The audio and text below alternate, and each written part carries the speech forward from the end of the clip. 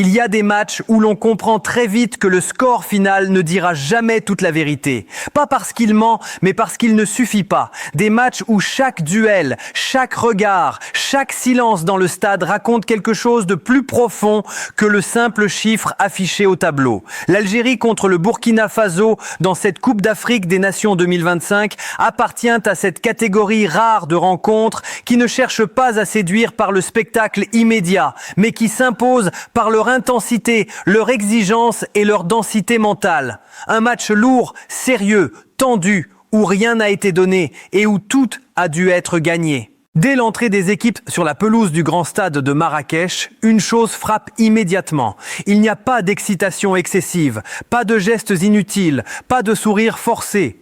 Les visages sont concentrés, les salutations sont droits. Ce n'est pas un match de prestige, c'est un match de localisation. L'Algérie sait que ce rendez-vous peut quasiment lui ouvrir les portes des huitièmes de finale. Le Burkina Faso sait qu'il joue beaucoup plus qu'un simple résultat. Il joue sa crédibilité, sa capacité à rivaliser avec les favoris et peut-être sa chance réelle de viser la première place du groupe. Sur le plan des intentions, les deux équipes arrivent avec des idées claires, presque opposées mais parfaitement assumées. L'Algérie version Vladimir Petković n'est pas une équipe dans la précipitation. C'est une équipe qui veut contrôler le temps, le ballon et l'espace. Le retour d'Ismaël Bennacer dans l'entrejeu change profondément la physionomie de cette sélection.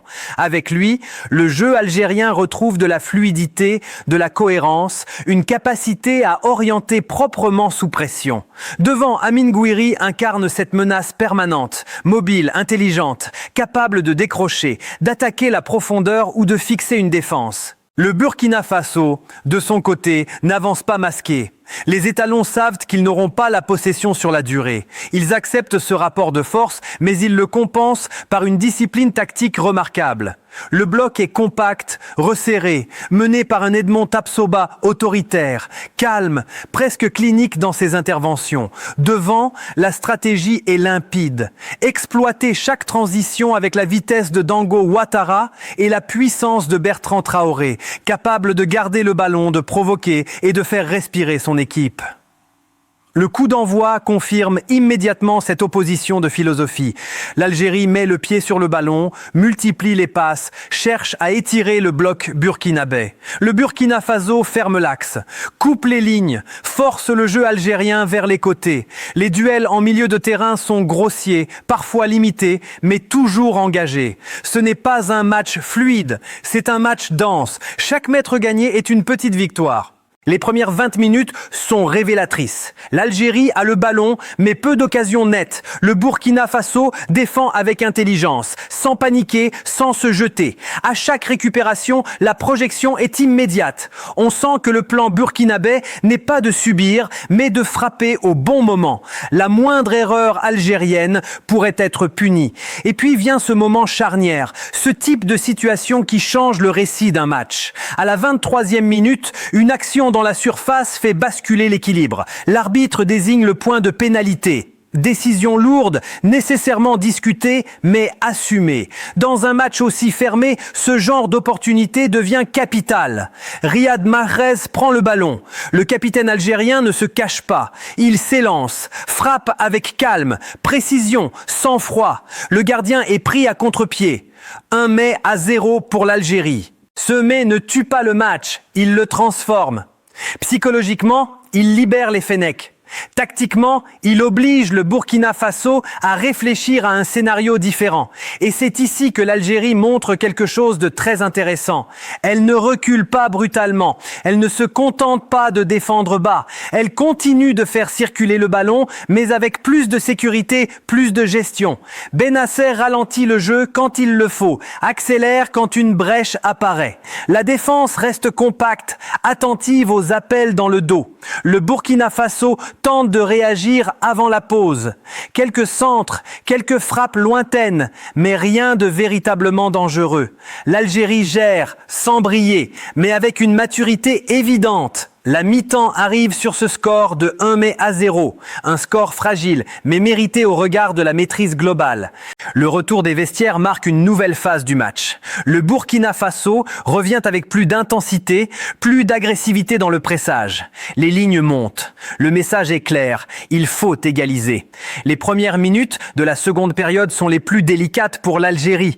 La pression est réelle, les duels s'enchaînent, le ballon circule moins proprement côté algérien. Nous passons la 53e minute et le score n'a pas bougé, mais le match est complètement ouvert. Chaque action peut faire basculer l'équilibre. Le Burkina Faso pousse, mais se heurte à une défense algérienne disciplinée, bien organisée, solidaire.